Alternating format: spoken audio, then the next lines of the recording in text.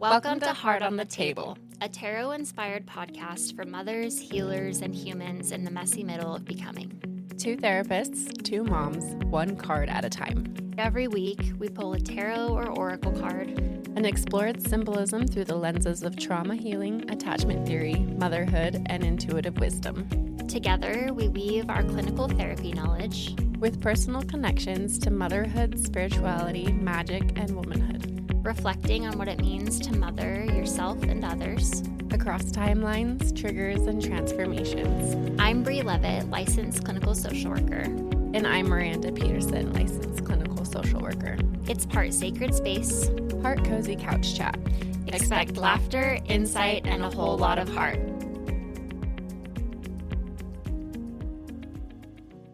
Welcome back to Heart on the Table. This week, we were anticipating on releasing a special guest episode with one of my friends, Kathleen. Our daughters are in dance together, and she has quite the story just about having a preemie and an experience in the NICU. Unfortunately, she was sick this morning, so we are going to have to reschedule with her, and hopefully we'll be able to get that episode out within the next few weeks. Instead, we have a special episode, another special episode. I'll let Miranda introduce it. Yes, so we've been sitting on this audio, and we're going to play it for you here in just a second. We've been sitting on this audio for several months now, and it's been very special, and we're excited to be able to get to use it today. So we will let you hear that now, and then we're going to just come back and talk a little bit about what that was like to rewatch that video this morning. Enjoy. I feel like I instantly saw you relax when I brought up that we could workshop for a second. I feel like my brain is very split. Yes. Today. I'm feeling the same way. I feel like last week our recording was so good. And I'm scared that it may have not saved in full on my GarageBand. It's okay. But I feel like it was so organic. I feel like we're having a hard time recreating that. Because I think what I'm thinking about is what we talked about last week. Are you thinking the same thing? Yeah, I'm trying to remember what, threads to pull from there. I know. Also, I found out yesterday I'm also pregnant. Shut the fuck up. Oh my God, congratulations. Yeah, so you're on, another fucking planet today. Oh my God. Yeah, it's okay, though. Just, in the back of my head, and it, won't go away. I can't even. Oh my God, congratulations. Thank you. How far along are you? 5 weeks. Okay, so it's early. My gosh. Okay, I knew that you mentioned to me a little while ago that you were trying. So no wonder earlier you were like, I'm just trying to figure out how to get out of work right now. Oh my God. I want to be out of work. Okay. I feel like this is great content now and release way down the line. Because yes, I'm there's something off. Yeah. Oh my gosh, I'm so excited for you. So that would put your due date when? April 18th. Okay. Grayson was born April 17th. Yes! Oh my God. That's crazy. So this time last year was when I got pregnant. Close, because he was also 6 weeks early. So hopefully that doesn't happen to you. Yeah. But yeah, he was born April 17th, which that is a fucking synchronicity. Yeah. That's crazy. Oh my goodness. You want to know, it was, okay, we're just going to. Yeah, we can leave it on. Okay. And maybe down the line, we'll be we can come back to that when you're ready to announce that you're pregnant and stuff. We can be we can release this and something's not right. And you can be I'm pregnant. Okay. So we'll just leave it. It's totally fine. And the camera is totally staying charged. Yeah. Which is great. That's amazing. At least we figured out. We figured everything out. And I think if I do have that first recording, it really was good. I felt like you and I hit a rhythm when we were talking. Anyway. So. Yes. It was I don't know. Finding out was definitely different than the first time. Okay. Yeah. Because I already knew. How'd you know? Just internally. I knew. I knew too with Grayson. I had been laying on the living room floor a couple of weeks ago, and I just felt all sorts of. I was this is implantation. That's exactly what happened to me the second time too. I was I can feel it. Yeah. And Tori was no way, Brie. And I was I am telling you, I can feel the sperm meeting the egg right now. And he was there's no way. And as soon as I could take that pregnancy test, I was I fucking told you. And he was that's too light. That line is too light. And I was Tori, look it up. That is a line. And he was And then he came upstairs like 30 minutes later and he was like, "You're right. That's a line." And I was like, "I've been telling you since like week 1." Yeah. That was crazy. Yeah. So you felt it. Yeah, I think Chase was making dinner and I was like, dude, I think it worked. Oh my gosh. I'm so excited for you. I'm like about to cry. I know. I've been all sorts of like emotional, but I haven't had like the time or the space to sit down and be emotional. Like I was emotional driving here this morning. Yeah. Yeah. I'm honored. I'm honored that you're telling me. I could feel it. I was like, something is on your mind. Yes. Yeah. What emotions are you feeling? I think everything. I think I've not been in my feels lately, just trying to make the business work and then Yeah. all the logistical stuff. And then realizing like how big Theo's gotten. There's nothing like having your second that makes you look at your first. And what's making me emotional, recognize how big they've gotten. Like I was holding Charlie's hand yesterday and I was just like, I looked at her and I was like, your hand is so big. It's so big. And I look at Grayson all the time and I'm just like, Charlie is not that anymore. And he is my last because it was traumatic bringing him earthside. And 2, because we only wanted 2 anyway. So I'm just like everything now. I'm just like, this is the last time. It's so hard. Yeah. Yep. That's so difficult. Yeah. Firsts. Yep. Last firsts. I saw there's somebody I follow on Instagram who they started a podcast in their local, but I think they stopped doing their podcast. I think it was called Double Scoop, but it was like two moms. One's a photographer in Utah that's pretty popular, but she found out that she was having triplets. Yeah, they just turned 1, but she was talking about it on the podcast when she first found out she was pregnant, and she was like, "I swear that I'm having twins." And she was like, "Twins run in my husband's family. I think it's going to be twins." And she was like, "I just feel so pregnant in comparison to my last." And then she found out she was having 3.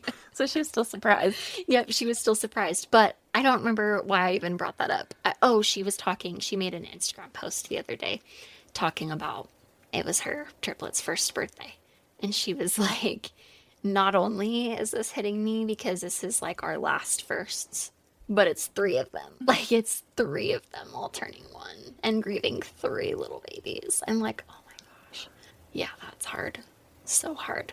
My goodness. Yeah. I feel like I don't know. I feel like when I'm pregnant and when I'm early postpartum, I have all sorts of like creative energy. I just feel so close to the source. The fool, as we were trying to talk about earlier. Of all creation. Yeah. And I was reading that book that I recommended to you. Oh, yeah. One of the chapters was talking about how like the closest anybody could ever feel to God or whatever God looks like for people is when they're pregnant. Because A, you're creating life, so it's like you're God yourself. Yeah. And B, it also feels like you're gonna die. Absolutely. So that where I was going with that was like, I think I had spent a lot of time previously like making poems of all of these really strong feelings, like postpartum. And one of them was, and this is how I'm feeling now, but one of them was just about how you're standing still and you watch like time ripple out in both directions. Yes. Like I can see like how far I've come, how much things have changed, how I'm a different person entirely, and also like I can see what's coming. Yeah. And I can see what's going to change, and I can see what I will lose, like with growing up. Yep. Or watching these babies grow up. I know. Yeah. So I'm just sitting I know. I call my babies little measurements of time because it's like there's nothing that like measures time. Truly having a child is just like you are confronted with time every day. Like I look at the baby pictures of Charlie on our little like skylight thing that pop up all the time. First of all, she looks just like Grayson. So I'm always like, which baby is that? And I have to look at the background because I'm like, they are seriously. Okay, there was a point where we shaved Charlie's head because her hair was so out of control. So when she was like 5 months, we buzzed her head. So in those pictures, she really looks like Grayson right now because they look identical. But anyway, when I see those pictures pop up on my skylight all the time, I'm just like, that's gone. That's gone. And that version of me is gone. And finding out I'm pregnant for the first time that's gone. Yep. I was thinking the other day, my 2 babies are here. I'll never be pregnant again, which like, oh, it's like making me so emotional. Especially because it just like last time was rough. And I was so hoping that it was going to be better and then it was going to be different. And it's so interesting. Like I posted that TikTok the other day talking about like birth and that pastor dude who was like, it takes no biological talent to bring forth human life. It's like that motherfucker. Like I felt like I was dying. Truly. I looked at the doctor and asked him, like, am I getting, like, when they had to put me back on those meds, I looked at him and I said, am I leaving this hospital? Because I was so scared that I wasn't going home and I wasn't going to be there for my babies. So, anyway, it's scary. And I hate to scare you because now you're pregnant. Okay. And people love to drop, like, birth stories on you that are terrifying when you're pregnant, I swear. But, like, this is fresh still, and I'm still processing it. But it's crazy that, like, that time in my life now is now over. I will never be pregnant again. Yeah. But I'm also so excited for you. Do you want more than 2? I don't know yet. Yeah. We talked about 2. We talked about 3. I used to say 3 until I got my second, and I was like, oh my goodness. I'm so excited. Can I hug you? I'm so excited for you. Oh, especially because I knew, okay, because when we had coffee, like one of either the first time or the second time when I pulled your cards, you mentioned like that you were going to be trying again. So it's been on my mind. I wonder when she's going to be. It's right now. Oh my goodness. It's so funny because right now we're having a much more easy conversation. I know. I was like, something is off. Something is off here. Oh my goodness. It's a balance. I feel Yes. like last time, even though last time was organic, like it was a lot of trying to figure out what the fuck we were doing. Totally. And we spent the first part of this morning figuring out what the fuck we were doing. Yep. Like, And I'm like, this is a balance. I really hope I did not delete that first audio because it was good. I'm telling you, I was so invested in editing it because I was like, this is really good. This was a great conversation. And I don't think we can recreate it. I truly don't. Like, Yeah. it was just, we were able to just go there. I wonder if it, like, the difference I feel like for me and between the two is, or even just right now, yes, we have this topic. And yes, we have points. And I feel like my brain wants to make sure I don't lose sight of those points. So it also doesn't allow my brain to venture away. I feel like if I venture away, I'll forget the points I want to make. And that's why I'm just, like, overthinking and, like, too much in my logos brain and not Yes. enough in my, like, feeling brain. Which I think there was a moment last week when we were recording where it shifted. And I think for me, it was when I said, I'm just going to look at you and like just have a conversation. Yeah. And that's where I was like, okay, this is so different than me like worrying about what's on here. There are points on here that I wanted to hit. And for the most part, we did hit them last year. But I think that more than us like teaching a lesson, right? Yes, like you're saying, like but obviously we want to keep connected to some of this stuff. But like we're not teaching a lesson. We're talking about like our interpretations of this stuff and how it hits close to our lives and how hopefully that resonates with somebody else. So I think that the more out of that thinking part of our brain we can be, the better Yeah. this is. Yeah, I agree. I think that like we can make this an absolutely relatable clip because of course you're like preoccupied. Holy shit, you found out yesterday. Yeah. Oh my gosh. I don't know about you, but when I found out, there's definitely a part of me that like grieved that it wasn't just going to be me and Charlie anymore too. Yep. Which now it feels so, it does feel, our family feels so complete. And the other day, like I was talking to Tori and I was like, isn't this cool? Because we did a little family night on Friday where I've been trying to eat like dinner in our actual dining room every night now, and then Fridays I'm gonna try and make it a tradition where we can get pizza and sit in the living room and watch a movie. And because Charlie loves eating in the dining room, but I'm like, honey, like we can't eat every meal in front of the TV, okay? Like it's a problem. Last week I was like, we're gonna change this up, and we've been doing a lot of like good pivoting away from screen time at home for her, which has been really good. Anyway, I was talking to Tori when we were coming home from Costco on Friday night with our pizza, and we got our swig and everything, and we were going to go home and watch a movie. And I was like, we like created this. This is, I'm like having a letdown right now. My body's like, yes, we did. But like, we created this. This is our little family, and it does feel so complete now. And Grayson adds so much. Like, he's my little man. He's obsessed with me, which is he's mama's little boy for sure. Yeah. He just lights up when I come in the room. But like I definitely grieved that like I wasn't like Charlie wasn't just it anymore. Yeah. I think it's so easy for as much as I want to know that I stay present in every moment, it is very easy to just completely disconnect. Absolutely. So like yesterday we were watching Cars, which Theo's totally into Cars right now. And it was like, oh my God. It was the part of the movie where Lightning McQueen takes a drive with Sally and they go up to the wheel well. Okay. And she tells him all about like how the place used to be and how she left her life in attorney in LA or whatever for the slower paced life. And of course they've got like the melancholy music playing in the background. And it shows what they had and how they lost it. Like they show the town busy and then like it fades to like they're desolate, there's no one there. And so that was already like a really emotional part of the movie. But Theo, he like loves playing with my hair. Like it's adorable and also sometimes can be very overstimulating. Sure. That's a commonly used word in my home. My husband will tell you. So he's sitting there playing with my hair, which was fine. But then all of a sudden, like out of the blue, he started like giving the back of my head kisses while I was watching this part of the movie. And it's like, oh my God. I know. It's like, sweet boy, come here. Oh my goodness. And he was just like, yeah. so like I'm excited to see who he's going to be as like an older brother.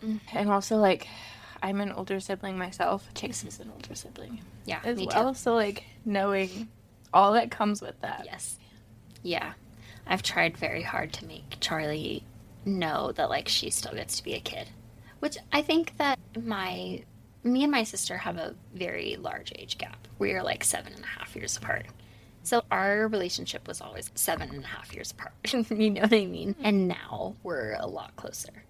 But there's absolutely dynamics that I don't feel like I was ever robbed of like being a kid. There's other traumas that probably robbed me of being a kid that don't have anything to do with being an older sibling. But for Charlie, because they're a lot closer, I've tried to make sure that she knows like she gets to still be a kid. She doesn't have to care for a little brother, but it's hard. It's hard when your first baby is no longer the only baby.